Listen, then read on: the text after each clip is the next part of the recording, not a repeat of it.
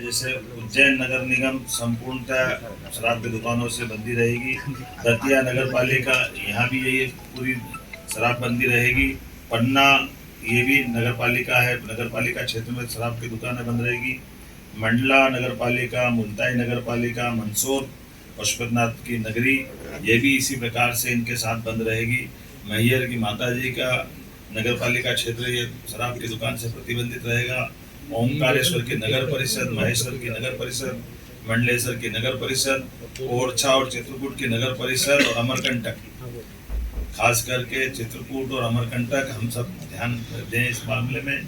ये हमारी धार्मिक आस्था के ऐसे सभी केंद्र हैं, ये सभी नगर परिषदों में हमने शराब की इसी नीति के आधार पर दुकानें बंद करने का निर्णय किया। हमारी नगर परिषद के बाद ग्राम पंचायत सलकनपुर, जहाँ सलकनपुर माता का मंदिर है, इस पंचायत से भी शराब की दुकानें बंद कराएंगे। बरमान कला ग्राम पंचायत, लिंगा ग्राम पंचायत, बरमान खुर्द ग्राम पंचायत, कुंडलपुर ग्राम पंचायत और बांदकपुर ग्राम पंचायत, ये ग्राम पंचायतों से भी हम शराब की दुकानें बंद करेंगे। आपकी जानकारी में रहे कि मां नर्मदा के तट के दोनों तरफ के 5 किलोमीटर के दायरे में शराबबंदी की जो पूर्वत पॉलिसी है, उस पॉलिसी को भी हम जारी रखेंगे। इस पॉलिसी में कोई बदलाव नहीं आएगा।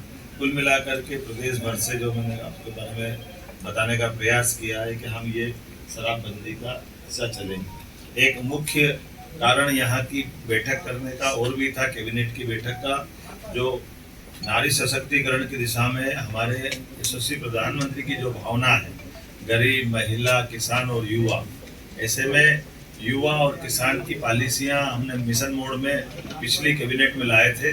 आज ये नारी सशक्तिकरण की दिशा में हमारे कैबिनेट का पहला ही एजेंडा था।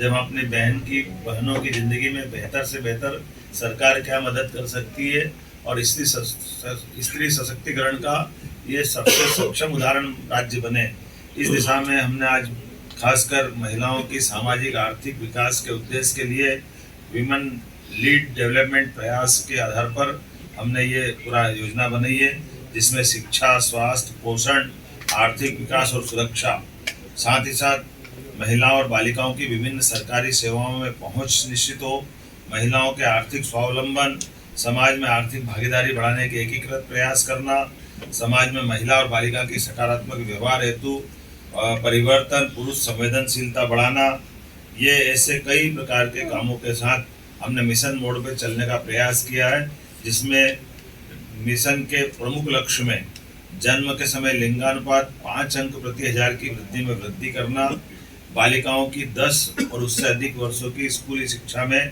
5% की वृद्धि करना, मातृ मृत्यु दर में 10 अंकों की कमी लाना, महिलाओं के विरुद्ध अपराध में 5 अंक की कमी लाना, बाल विवाह में 5% की कमी लाना, महिला श्रम भागीदारी 3% की कमी लाना और मिशन के प्रमुख घटक में स्वास्थ्य और पोषण, शिक्षा और जीवन कौशल, आर्थिक स्वावलंबन, सुरक्षा और संरक्षण, संवाद से व्यवहार परिवर्तन इत्यादि कई प्रकार के ये मिशन मोड के प्रमुख घटक हैं।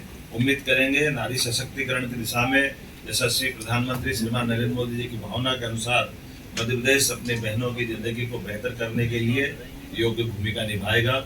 ऐसे और कई सारे विषय हैं, लेकिन आज तो आनंद है इस बात का कि आज पुनः 300 साल पुरानी राजधानी चैतन्य हुई।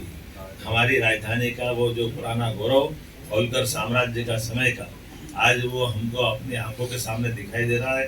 होलकर साम्राज्य का तो यद्यपि सांस्कृतिक क्षेत्र बहुत बड़ा था, लेकिन भौगोलिक क्षेत्र छोटा था, लेकिन आज पूरे प्रदेश को लेकर के सारे निर्णय हमने दूरगामी दृष्टि से यहाँ लिए हैं। तो माँ अहिल्या माता का भी और माँ नर्मदा का आशीर्वाद भी हमारे साथ है।